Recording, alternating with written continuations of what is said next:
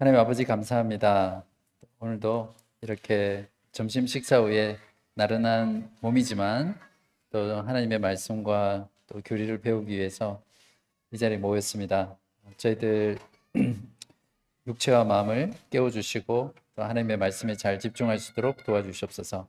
이렇게 말씀을 통해 알아가는 기쁨이 우리 교우님들에게 날마다 충만하게 하여 주시옵소서. 이 모든 말씀 예수 그리스도 이름으로 기도합니다. 아멘. 네, 이렇게 좋은 날 다루기에는 좀 저도 부담되는 주제인데 그래도 하겠습니다. 여러분 정리해 놓으시면 피가 되고 또 살이 될 거라고 생각합니다. 우리 지난 시간 이어서 특별 구속 제한 속죄 두 번째 시간인데요. 지난 시간의 마지막에 십자가의 구속의 죽음에 대해서 성경이 말하고 있는 어떤 단어들, 그것들을 개념을 그래서 십자가의 죽음에 대해서 말하는 성경적인 용어 네 가지가 있는데 그 중에 화목에 대한 부분 가지고 진노 가지고 지난 시간 하고 나머지 세 개는 다음 시간에 하든지 생략하든지 한다고 말씀드렸는데 준비하면서 해야 될 것 같더라고요. 지금 안 다루면 영상에 남아있지 않기 때문에 또 그 부분을 그냥 지나가야 될 것 같아서 간단하게만이라도 다루고 그 다음 토픽으로 넘어갈게요. 일단 화목에 대한 부분은 지난 영상에 있으니까 그거 보시고 또 참조하시고요. 십자가의 죽음에 대해서 말하는 용어 중에 여러분도 잘 아시겠지만 구속이라는 단어 있습니다. 그죠? 우리가 구원이라는 salvation이라는 단어도 쓰지만 구속이라는 단어를 더 많이 쓰죠. 영어로 redemption이라고 해서 그래서 하나님의 구원의 역사는 구속사다. 성경 전체는 구속사다 이런 표현을 씁니다. 그래서 salvation history라고도 하고 redemptive history 이런 식으로 그러니까 하나님께서 하나님의 백성을 구속해 하기 위해서 이루어 가신 모든 그 역사이기 때문에 이제 구속사라고 하는데 이제 구속이라는 개념은 그 나와 있는 것처럼 이제 되산다라는 그런 상업적인 용어입니다. 그러니까 어떤 그 노예로 있는 사람을 내가 자유롭게 하고 그 사람을 해방시켜 주기 위해서는 아니면 나의 소유가 되기 위해서라도 그것을 하려면 값을 지불하고 회의하고 가져와야 되는 그래야 이제 되살 수 있는 거죠. 그러니까 구속이라는 개념이 어떤 그런 개념을 가지고 있습니다. 특히 성경에서는 어떤 노예의 상태에서 값을 지불하고 나의 소유로 가져오는 이제 그게 구속이라는 의미입니다. 그러니까 하나님께서 우리를 구원하신 그 어떤 의미들을 보면 바로 이 구속이라는 게 딱 들어맞죠. 우리가 죄와 또 사탄의 노예 가운데 살아갈 때 죄와 사탄의 노예로 살아가고 이렇게 묶여서 살아갔던 우리들을 구원해 내셨잖아요. 구속해 내셨잖아요. 근데 그 구속을 할 때 값을 지불을 하셔야 되죠. 그 값이 무엇이었습니까? 예수 그리스도의 죽음.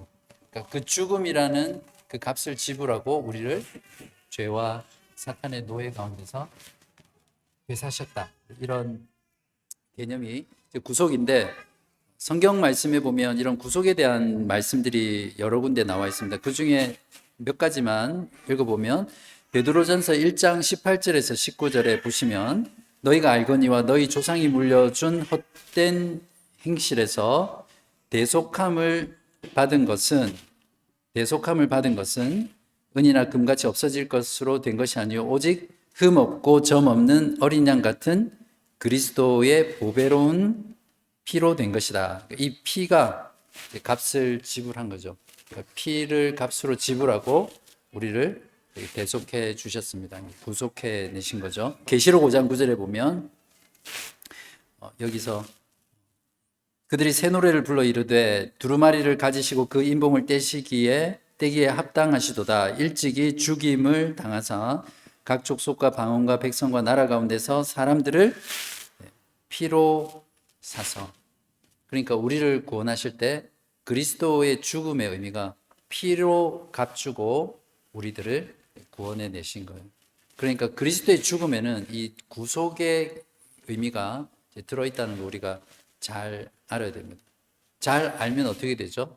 내가 예수님 저를 구원해 주셔서 저를 위해 죽으셔서 감사해요 라고 고백할 때 그 고백의 의미가 분명하게 드러나는 거죠. 여러분 누군가에게 이렇게 군대 생활이 좀 그랬던 것 같아요. 저는 체질상 뭔가 이렇게 다른 사람한테 이렇게 묶이거나 어떤 조직이나 시스템에 매이는 걸 정말 힘들어 하거든요. 약간 폐소공포증도 있고. 근데 군대라는 사회가 저한테는 너무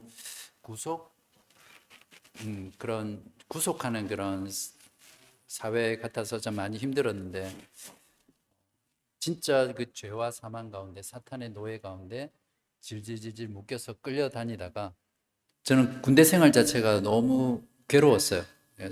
속박당하고 내 마음대로 하지 못하는 이런 상황. 그래서 제대할 때 얼마나 좋았는지 모릅니다. 진짜 정말 자유롭고 너무 좋았거든요. 참고로 저는 방위받았습니다. 전투방위. 예, 아무튼 근데 중요한 건 이겁니다. 그리스도께서 죽으셔서 구속하신 사람 중에 구속을 받지 못하는 사람이 있으면 됩니까? 안 됩니까? 안 되죠. 그러면 그 죽음은 헛된 거잖아요. 그리스도께서 죽은 모든 사람은 반드시 구원을 받아야 되거든요. 구속을 받아야 되는 거죠. 근데 그 중에 구속받지 않는 자가 있다면 그것은 예수님의 피를 헛되게 흘린 거예요. 아니면 예수님이 또 죽으시든지. 근데 보편 속죄론자들은, 즉 예수님은 모든 사람을 위해서 죽으셨다라고 주장하면 그런 구원받지 못하는 사람이 나오면 안 되겠죠. 그런 면에서 그리스도의 속죄는 제한 속죄다, 특별 구속이다, 한정 속죄다, 이렇게 말을 하는 것이 성경적입니다. 그리고 세 번째 개념은 이제 화해라는 건데, 이것도 마찬가지입니다.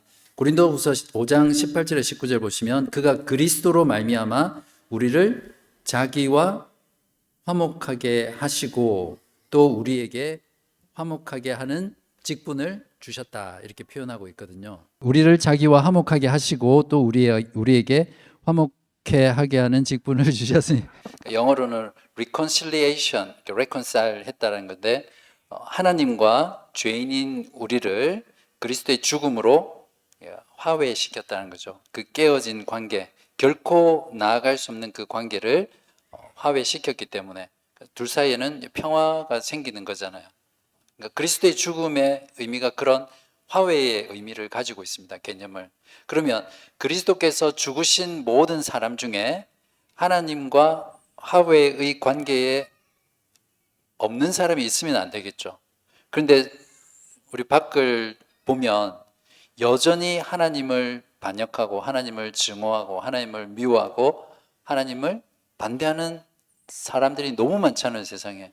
그러면 그 사람들은 뭡니까? 예수님께서 십자가에 죽으시고 화해시킨 그 사역이 여전히 적용되지 않는 사람들이 있다는 것은 결국 마찬가지로 그리스도의 죽음이 헛된 부분들이 있다는 거죠. 맞습니까?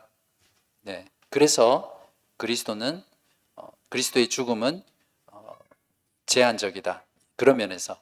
그래서 그리스도께서 죽으신 모든 사람은 반드시 하나님과 화해의 관계 속에 있어야 한다.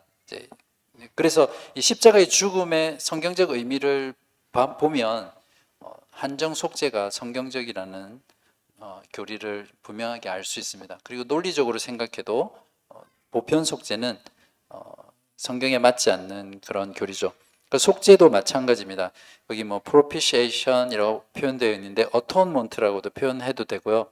화목이라는 개념, 그 sacrifice, 진노라는 개념하고도 거의 이제 비슷한 의미를 가지고 있는데, 아무튼 그리스도께서 죽으신 모든 사람은 반드시 그 죄를 용서받고 죄사함을 받아야 되는 거죠. 그 누구도 속죄받지 못한 사람이 있으면 되지 않겠죠. 한 이 정도로 할게요. 세 가지. 그래서 구속, 화목, 화해, 속죄. 이것이 성경이 말하는 그리스도의 속죄 죽으심의 개념인데, 이 네 가지를 기준으로 봤을 때 모든 사람은, 예수님께서 모든 사람을 위해서 죽으셨다라는 보편 속죄는 성경에 맞지 않는 교리다라는 것을 알 수 있죠. 예수님이 위해서 죽으신 모든 사람은 모두가 구속받은 사람이어야 하고 모두가 하나님의 진노를 피한 화목한 사람이고 화해한 사람이고 속죄한 받은 사람이다. 그리스도의 속죄는 하나님께서 구원하시기로 선택받은 모든 사람을 위해서 선택받은 모든 사람의 모든 죄를 위해서 죽으셨다. 이렇게 결론을 내릴 수 있습니다. 좀 주의해야 될 거는 보편 속죄를 주장하는 진영이 있죠. 지금 복음주의의 대다수의 진영입니다. 사실은 보편 구원을 말하는 진영 말고 모든 사람은 구원을 받는다라는 그쪽 말고 복음주의 내에서 그리스도께서는 모든 사람을 위해서 죽으셨지만 그 중에 믿는 자만 구원을 받는다라고 말하는 진영에 대해서 우리가 너는 잘못했어. 그건 아니야. 그렇게 하지 마시고 그들의 생각도 존중해 줄 필요가 있습니다. 그러나 성경적인 교리는 이것이다 라고 설득하고 토론하고 같이 대화하는 자세가 필요합니다. 네. 그렇지 않으면 여러분이 왕따 될 수도 있어요. 네. 이해하시겠죠? 네. 그래서 상대방을 인정해 주되 더 성경적인 교리는 이제 이것이다 라는 것을 오늘 지난 시간 들었던 내용을 가지고 잘 설명해 주시면 되겠습니다. 그리고 성경 구절 하고요. 제가 다 끝난 다음에 종교개혁의 5대 솔라하고 칼빈의 5대 강령은 조금 편집을 해서 책자로 여러분에게 나눠 드릴게요. 그 안에 성경 구절, 교리, 또 참고 문헌 이런 것들 다 있으니까 두고두고 이렇게 참고할 수 있을 겁니다. 자, 이제 그 다음으로 넘어가서 그러면 성경에서 한정 구속을 제한 속죄를 지지하는 본문들이 참 많습니다. 거의 전체를 보면 전체가 그걸 지지하는데 그 중에 특정하게 구체적으로 지지하는 본문들이 있는데요. 제가 몇 가지만 읽어드릴게요. 다는 읽어드리지 못하고 이사야서 53장 8절에 보면 그는 곤욕과 신문을 당하고 끌려갔으나 그 세대 중에 누가 생각하기를 있는 자들의 땅에서 끊어짐은 마땅히 형벌받을 누구의 네, 내 백성의 허물 때문이다. 분명히 그리스도의 죽으심은 고난 당하심은 누구의 허물 때문이라고요? 내 백성이라는 거죠. 모든 사람이 아니라. 마태복음 1장 21절도 분명히 예수님께서 이 땅에 성육신 하신 목적이 뭐냐면 자기 백성을 그들의 죄에서 구원하실 자라고 분명히 못 받고 있어요. 이 구절을 가지고 예수님이 모든 사람을 구원하기 위해서 또는 모든 사람을 위해서 죽으셨다라고 말할 수 없죠. 그러니까 반대 진영에서는 그들의 주장을 지지하는 구절을 가지고 아무리 보편 속죄를 이야기해도 이런 구절들에 대해서 분명한 신학적인 해답을 가지고 있어야 되는 거죠. 근데 성경은 이런 분명한 제한 속죄, 특별 구속을 말하는 구절들로 이렇게 넘쳐나죠. 그다음에 특히 요한복음에는 그런 부분들이 많이 나오는데 예수님께서 이렇게 말씀하십니다. 나는 선한 목자라 선한 목자는 양들을 위하여 목숨을 버린다. 그러니까 그 예수님의 울타리 안에 있는 그 양들을 위해서 자기 목숨을 버렸다. 즉 죽으셨다는 말이죠. 울타리 밖에 늑대, 개와 고양이 이런 동물들을 위해 죽은 게 아니라 울타리 안에 있는 양들. 그래서 그렇게 말씀하셨잖아요. 내 양은 내 음성을 듣는다. 그리스도께서 이미 택하신 죽기로 작정하신 자기 백성이 있다는 말입니다. 그리고 요한복음 17장 1절에 보면 분명한 말씀이 있네요. 이 17장은 그냥 보통 학자들이 예수님의 대제사장적 기도다 이렇게 표현하는데요. 예수께서 이 말씀을 하시고 눈을 들어 하늘을 우러러 이르시되 아버지여 때가 이르렀사오니 아들을 영화롭게 하사 아들로 아버지를 영화롭게 하소서. 자, 아버지께서 아들에게 주신 모든 사람. 자, 모든 사람이 들어가는데 요 앞에 이 부분은 생략하고 봐라 모든 사람에게 영생을 주시려고 했다 이렇게 주장하면 안 되죠.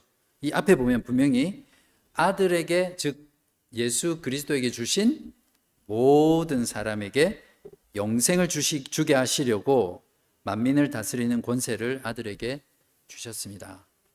너무 분명하죠. 그죠?